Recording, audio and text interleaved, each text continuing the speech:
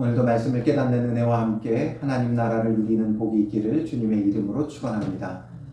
다윗은 온 이스라엘의 왕이 되고 나서 가장 먼저 예루살렘을 치고 그곳을 이스라엘의 수도로 삼았고, 그 다음에 쳐들어온 블레셋을 두 차례에 걸쳐서 완전히 멸하면서 이제 정치적으로나 군사적으로 그 나라의 기반을 다지게 되어집니다.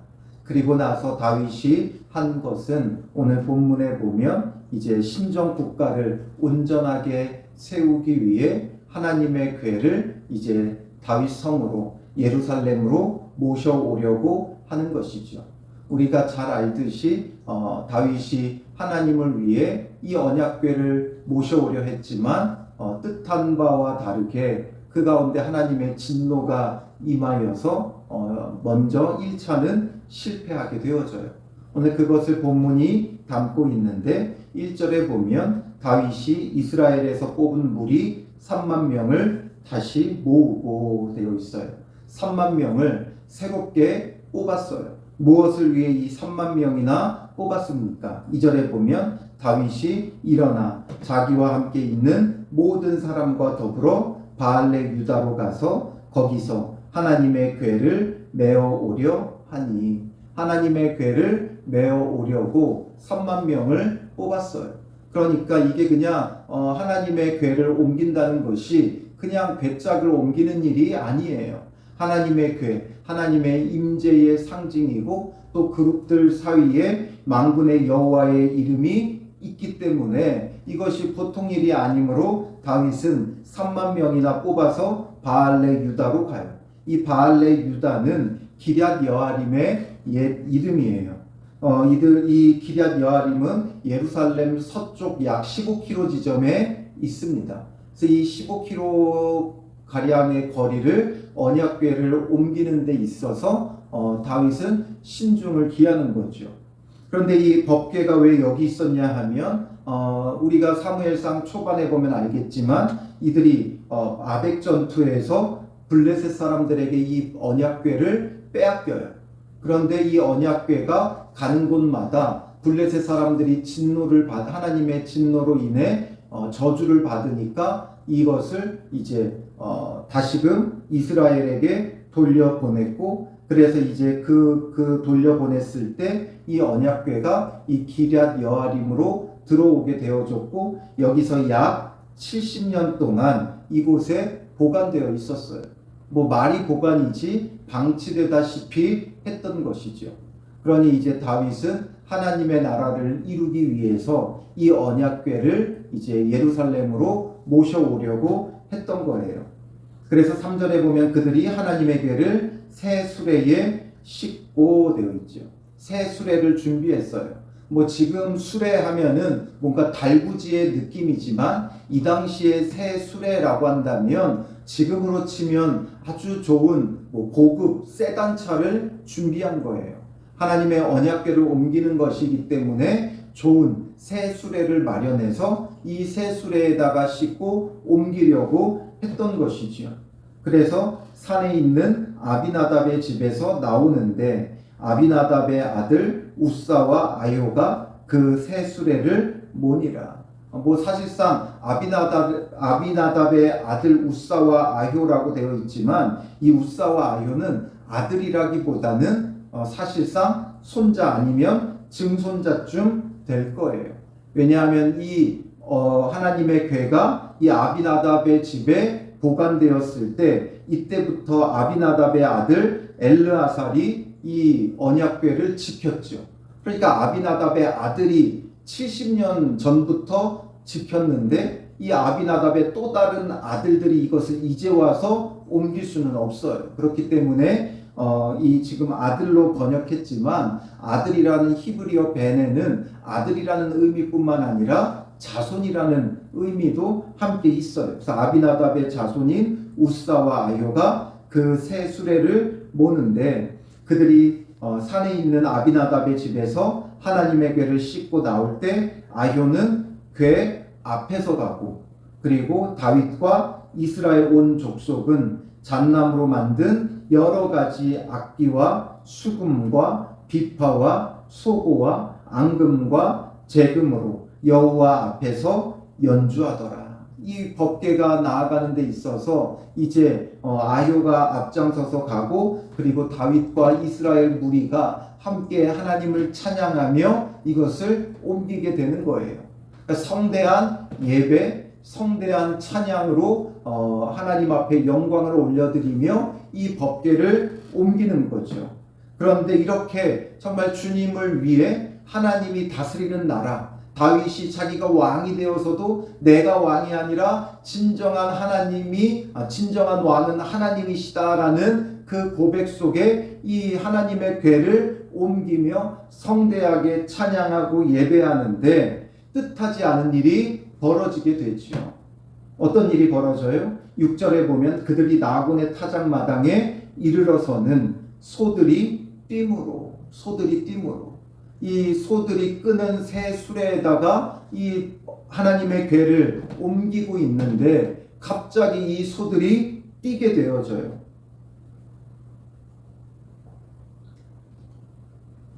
그래서 어떤 일이 벌어집니까? 하나님의 궤가 떨어질 위기에 발생한 거죠. 그러니 얼른 우사가 그 옆에 있다가 손을 들어 하나님의 궤를 붙들었더니 이 궤가 쏟아지려고 하니까 아마도 우사는 그냥 본능적으로 그것을 붙들었을 거예요. 뭔가 하나님의 거룩함을 침해하려고 한다거나 뭔가 그가 어떤 악한 의도로 하나님의 궤를 붙든 것이 아니라 쏟아지려고 하는, 넘어져서 떨어져 깨지려고 하는 이 하나님의 궤의 위기를 보면서 본능적으로 우사는 이것을 붙든 거죠. 그런데 우리의 생각으로는 조금 이해되지 않은 일이 벌어져요. 여호와 하나님이 우사가 잘못함으로 말미암아 진노하사 그를 그곳에서 치시니 그가 거기 하나님의 궤 곁에서 죽으니라. 우사가 잘못함으로 말미암아 분명하게 기록하고 있어요. 우사가 잘못했다라는 거죠. 잘못해서 여호와께서 진노하셨고 그를 그곳에서 치시니 그가 거기 하나님 궤 곁에서 죽었다. 하나님께서 치심으로 우사가 죽게 되어지는 거예요. 좋은 의도로 시작했고 또 우사도 좋은 의도로 붙잡았지만 결국에는 우사가 하나님의 진노 가운데 죽임을 당해요. 그래서 여호와께서 우사를 치심으로 8절에 다윗이 분하여, 다윗이 이것으로 인해 분했어요. 무엇 때문에 분했는가 명확히 알 수는 없어요. 다윗을 좋게 포장하려고 하는 사람들은 어떻게 해석하냐 하면 다윗이 자기의 잘못으로 우사가 죽은 것에 대하여 분하게 여겼다는 거죠. 그러니까 자기의 어리석음으로 인해 이런 일이 벌어졌다, 분하게 여기는 거예요. 또 그런 것과 상관없이 일반적으로 그냥 우리가 인간적으로 생각해 본다면 이해할 수 없는 하나님의 진노하심 가운데 다윗이 분노하는 거죠. 내가 주를 위해 이렇게 행하고 있는데 어찌 주께서 나를 치시는가 분이 여기는 거예요. 그러나 어쨌든 어떠한 경로고 어떠한 이유에서 분하였는지 명확히 알 수는 없지만 그곳을 베레스 우사라 부르니, 베레스 우사라는 말은 우사를 치셨다 이런 말이에요. 우사를 치셨다. 그곳의 이름을 베레스 우사를 치셨다 기록하는 거죠. 이 베레스 우사라고 기록한 다윗의 마음을 생각해 봐야 돼요. 앞서서 블레셋과 이기고서는 그곳을 뭐라고 했어요? 바알 브라심이라고 이름했지요. 바알 브라심. 왜 그래요? 흩음의 주. 하나님께서 블레셋을 물을 흩음같이 흩어버리셨다. 하나님의 그 능력을 그곳에서 기억하고 기념하게 하는 것이지요. 그러니 이곳도 우사를 치셨다. 하나님의 그 우리를 위해 일하심, 승리하심만을 다윗은 기억하는 것이 아니라 하나님의 두려움에 대해도 기억하는 거예요. 우리는 우리가 보고 싶은 것만 봐요. 그러나 다윗은 분명히 하나님이 어떠한 분이신지를 기억하기 위해서 이곳에다가 우사를 치셨다. 바로 진노의 하나님도 기억하며 하나님 앞에서 옳게 행하기를 힘쓰는 거죠. 그러니 다윗의 분함은 단순히 하나님을 향한 분노의 표출이 아니라 하나님의 진노를 받을 만한 자신의 연약함을 이곳에서 또 다시 한번 기억하고 기념하는 거예요. 그렇다면 하나님은 왜 우사를 치셨는가?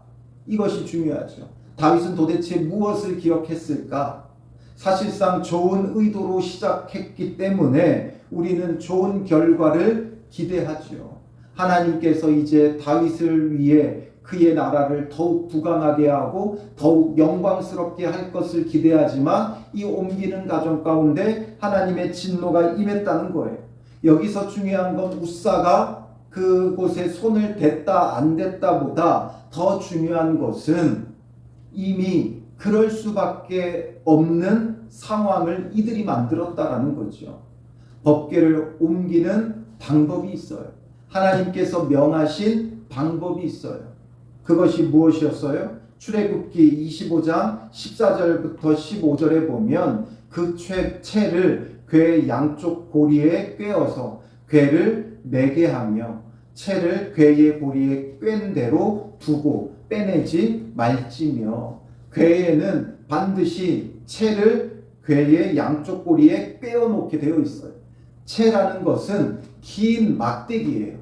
막대기를 가져다가 그 궤에다가 고리를 만들어서 달아놓게 했어요. 그래서 이 막대기가 양쪽으로 있어요. 마치 우리가 옛날 사극에 보면 가마를 가마에 이 막대기가 양쪽에 있어서 앞뒤에서 그 가마를 메고 가듯이 궤에도 이 채를 꿰어가지고 이 막대기로 맬 수 있게끔 해놓고 이것을 빼지 말라 말했어요.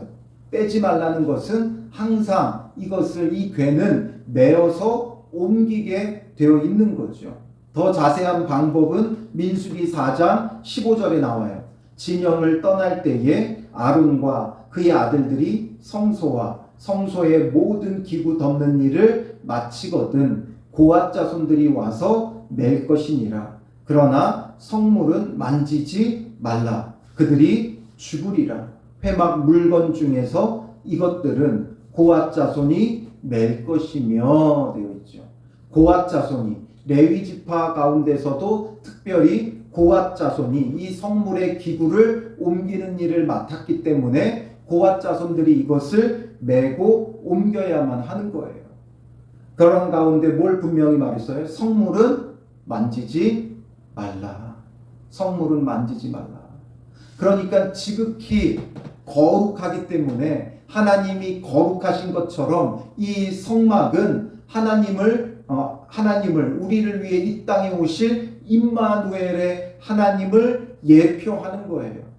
그러므로 임마누엘의 하나님을 예표하는 까닭에 이 모든 성물은 지극히 거룩하기 때문에 함부로 만져서는 안 되는 거죠. 우리가 만질 때에는 이것이 만졌다고 해서 실효적으로 어떤 문제가 발생하는 것은 아니지만 하나님의 임재의 상징이기 때문에 우리가 이것에 손을 댄다는 것은 어떤 의미가 있어요? 하나님의 거룩함을 우리가 훼손하게 되어지는 거예요. 하나님의 거룩함을 우리가 훼손하게 되기 때문에 만지지 말라 명하신 거죠.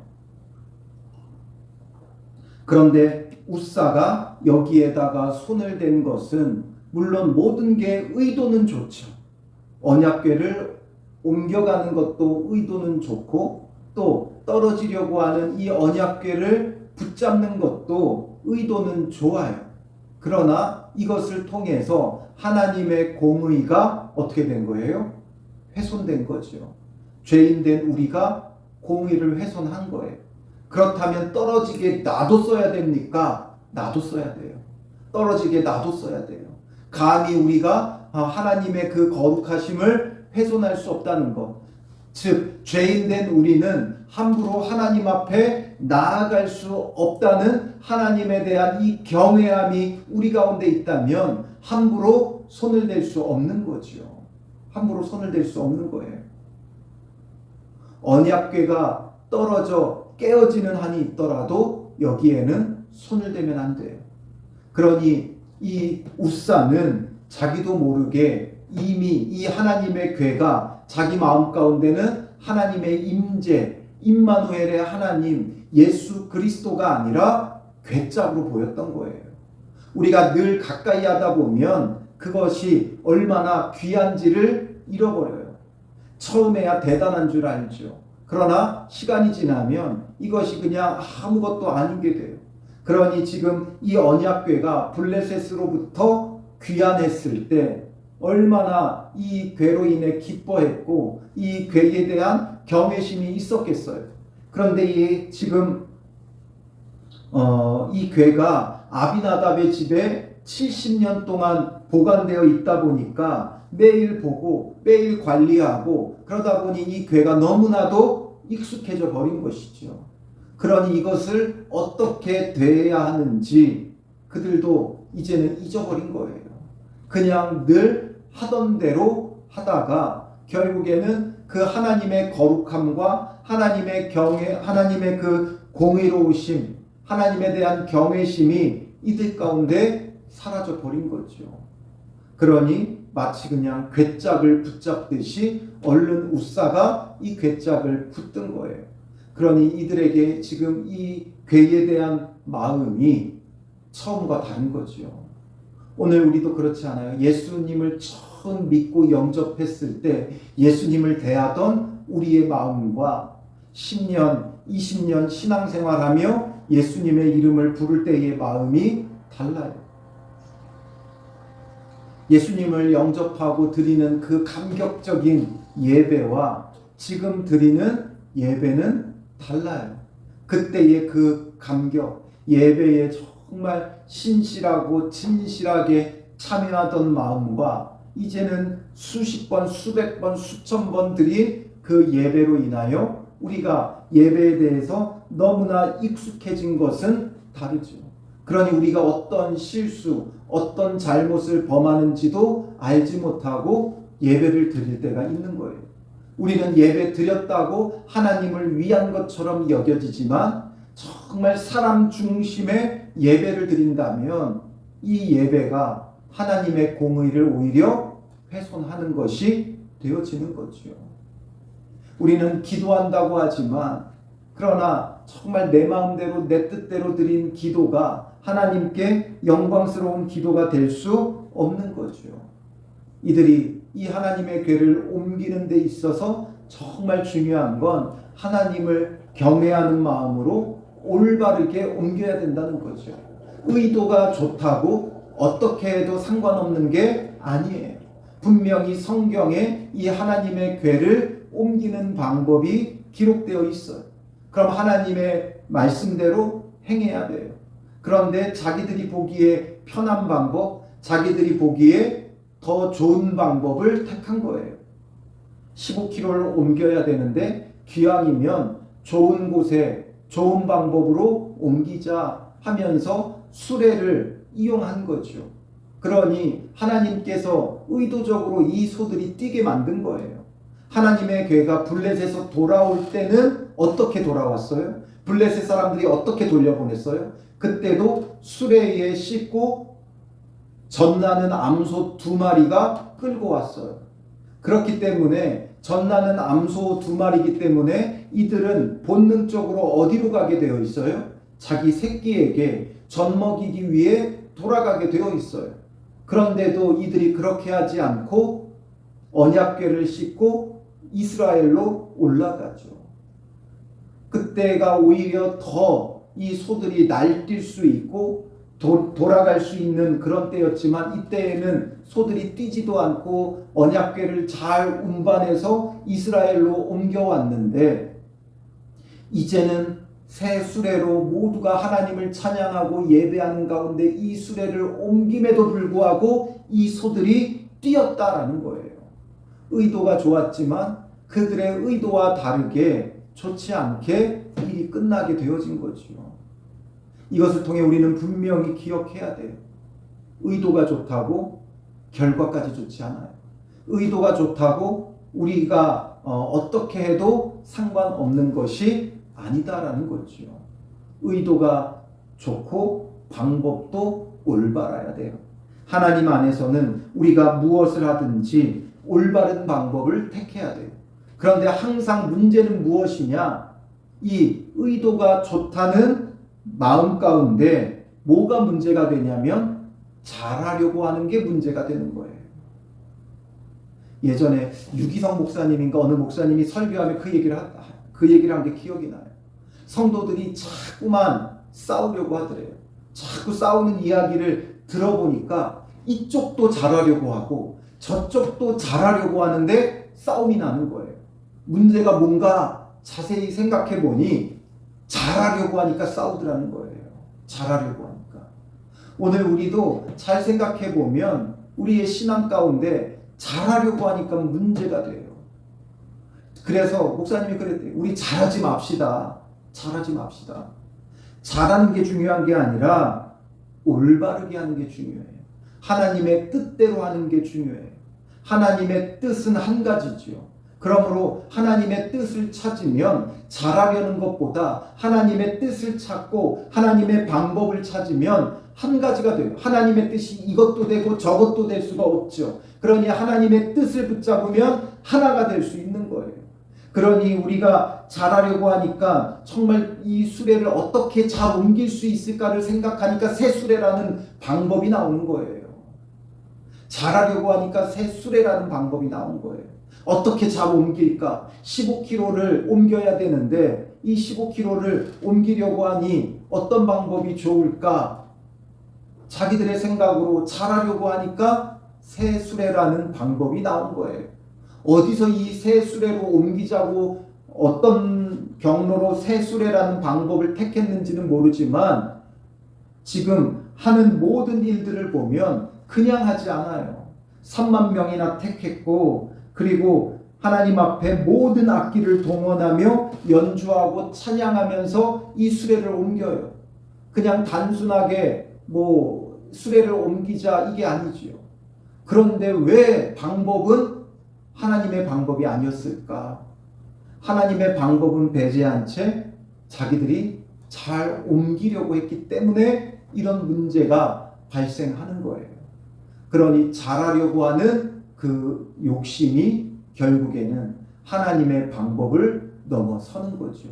그러니 고앗 자손이 메고 옮겼다면 이럴 일이 없었으나 고앗 자손이 매지 않고 잘하려고 하던 그들의 열심으로 인해 결국에는 소들이 뛰게끔 하나님께서 만드신 거죠.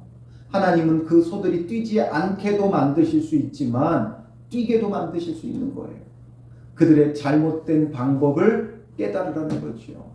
우리는 하나님을 위한다는 그런 목적하에 너무나도 자기 열심으로 자기의 방법으로 잘하려고 하는 것들이 많아요. 이게 정말 하나님이 원하시는 방법인가? 이것이 우리에게 먼저 생각이 되어져야 돼요. 그저 잘하려고만 하지 말고 좋은 것으로만 하려 하지 말고 정말 하나님이 기뻐하시고 원하시는 것인가? 하나님의 뜻에 합당한 것인가? 우리가 끊임없이 물어야 돼요. 그러니 다윗은 이 가운데 정말 악한 마음이 하나 없이 욕심과 이런 것 하나 없이 정말 온전히 선한 마음으로만 이렇게 했겠는가 물어본다면 여기에 분명히 다윗의 잘못도 있는 거예요.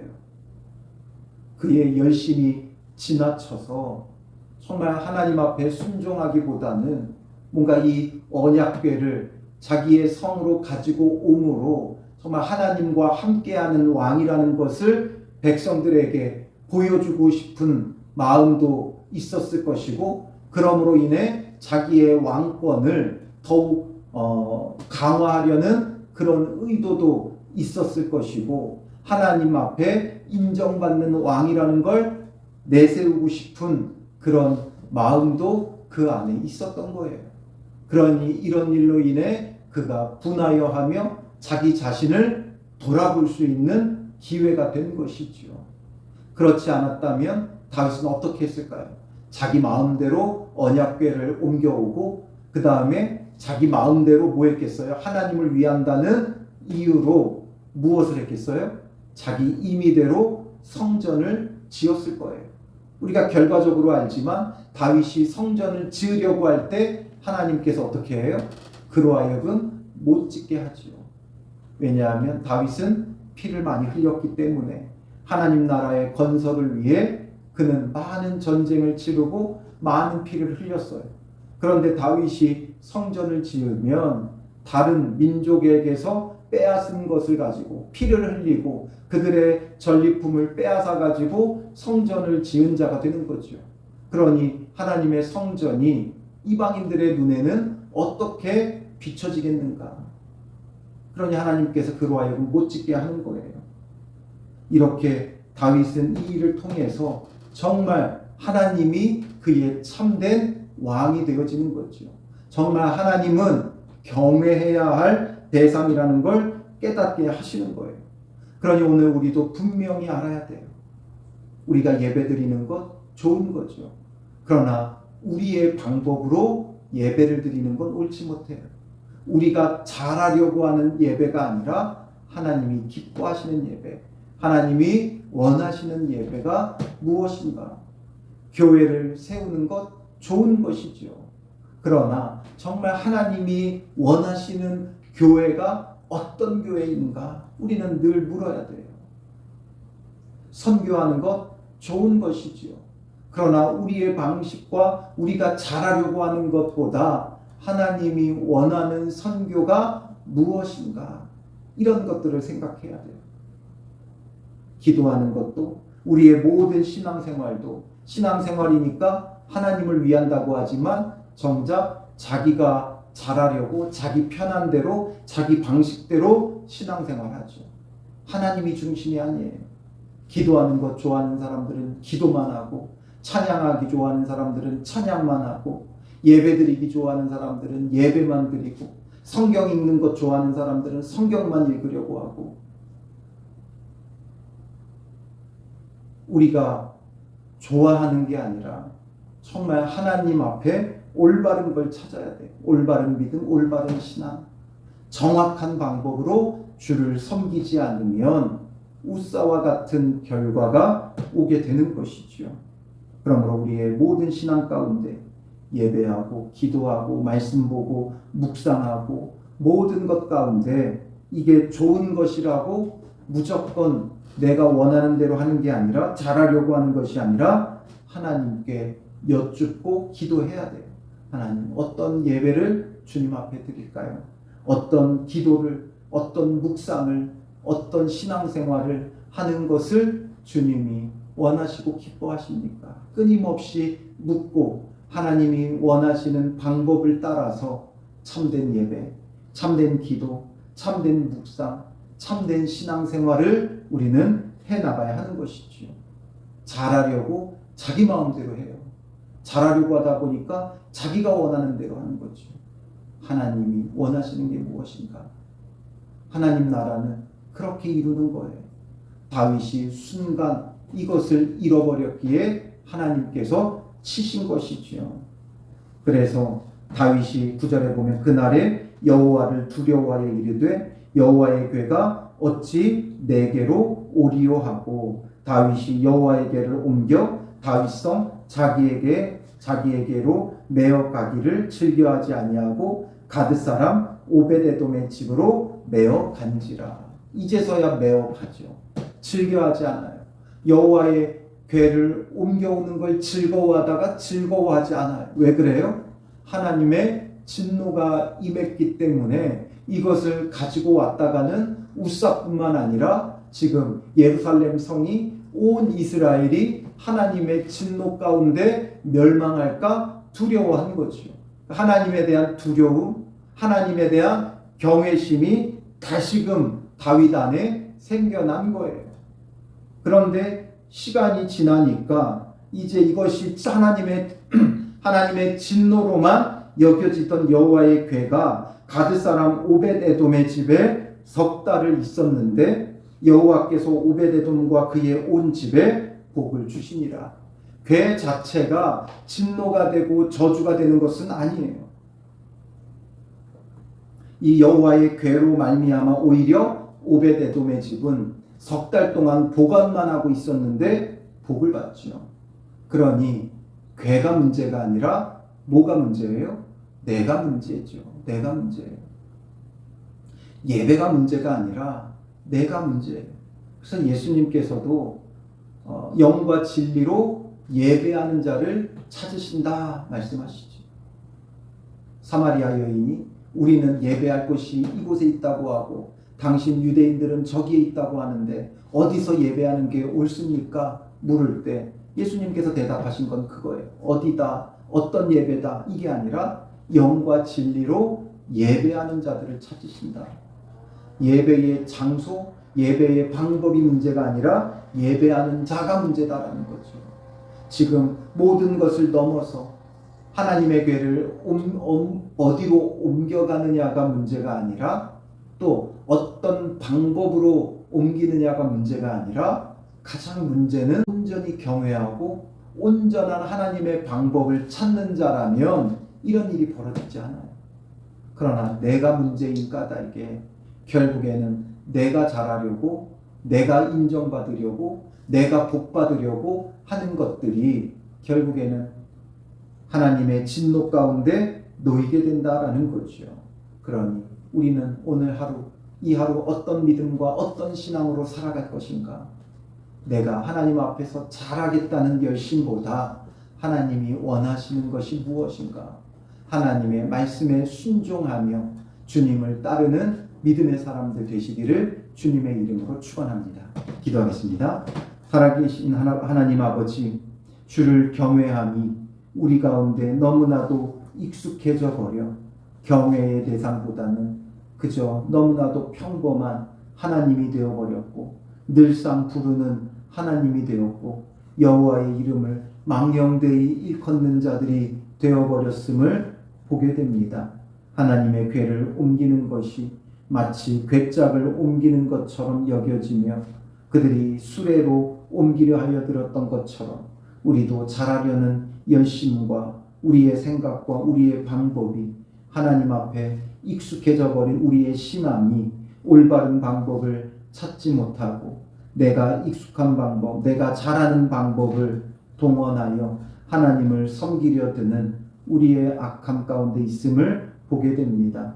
하나님의 거룩함을 훼손하는 우리의 이 악함을 깨닫게 하시고 돌이키게 하시고 우리가 주님 앞에서 의도가 좋다고 우리가 원하는 방식대로 행하려 하지 말게 하시고 이제는 주님을 위하여 참된 방법을 주의 말씀에 순종하며 주님의 뜻대로 행하는 믿음의 사람들 되게 하여 주시옵소서. 우리의 모든 신앙 가운데 예배와 기도와 묵상과 우리의 모든 신앙 가운데 하나님 앞에 올바른 것을 찾고 구하는 믿음의 사람들이 되게 하여 주셔서 주님의 방법으로 주님의 나라가 이루어지는 은혜를 누리게 하여 주실 줄 믿사오며 예수님의 이름으로 기도합니다. 아멘.